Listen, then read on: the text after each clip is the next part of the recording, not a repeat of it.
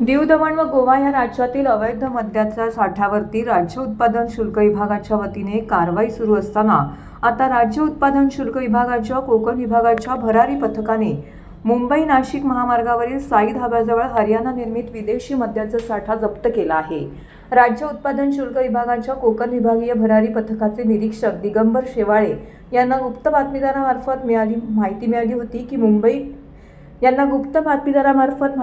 होती की मुंबई नाशिकवरून कल्याण परिसरातून राज्यातील अवैध मद्याच्या साठ्याची वाहतूक होणार आहे। त्या माहितीच्या आधारे राज्य उत्पादन शुल्क विभागाच्या कोकण विभागाच्या भरारी पथकाने मुंबई नाशिक महामार्गावरील साई ढाब्याजवळ सापळा रचून महिंद्रा कंपनीच्या बलेरो या वाहनाला थांबवून त्या वाहनाची तपासणी केली असता या वाहनाच्या मागील बाजूस प्लास्टिकचे कॅन भरलेले होते। मात्र या गाडीमध्ये विशेष कप्पा तयार करण्यात आला होता। त्या कप्प्यामध्ये आरोपींनी हरियाणा निर्मित विदेशी मद्याचा साठा लपवला होता। त्या अनुषंगाने राज्य उत्पादन शुल्क विभागाच्या कोकण विभागीय भरारी पथकाने टेम्पोवरती कारवाई करत विदेशी मद्याच्या 53 बॉक्स आणि विदेशी मद्याची वाहतूक करण्यासाठी वापरलेला बलेरो कंपनीचा टेम्पो असे 25,63,980 रुपये किमतीचा मुद्देमाल राज्य उत्पादन शुल्क विभागाने जप्त केला आहे।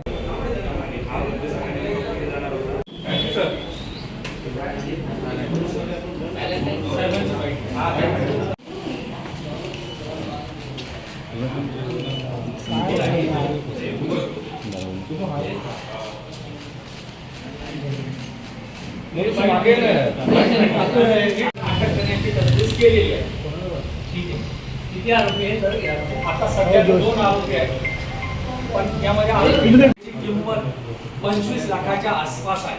म्हणजे राज्य उत्पादन शुल्क विभागाचे आयुक्त माननीय श्री राजेश देशमुख साहेब यांच्या मार्गदर्शनाखाली कोकण विभागीय पथकाचे निरीक्षक श्री दिगंबर शेवाळे यांना गुप्त बातमीदारामार्फत अशी माहिती मिळाली की हरियाणा राज्यातनं ज्या ठिकाणी एक्साईज ड्युटी कमी असल्यामुळे विदेशी मद्याची किंमत कमी असते अशा ठिकाणी चोरट्या स्वरूपामध्ये ठाणे जिल्ह्यामध्ये विदेशी मद्य येणार आहे अशी त्यांना खबर मिळाल्यानंतर एक पहाटे 5 वाजण्याच्या सुमारास कल्याण बायपास रोडला त्यांनी एका संशयित वाहनाची तपासणी केली असता बाहेरच्या बाजूला रिकामे प्लास्टिकच्या पाण्याच्या जे बॉक्स ड्रम आहेत तर त्याच्या आडमध्ये चोरकप्पा बनवून सुमारे 53 बॉक्सेस विदेशी मद्याचे जे सगळे हायर ब्रँड आहेत म्हणजे ज्याला आपण स्कॉच म्हणतो असे स्कॉचचा साठा त्यांना सापडला। हा स्कॉचचा साठा हरियाणा राज्यासाठी आयात केलेला होता, परंतु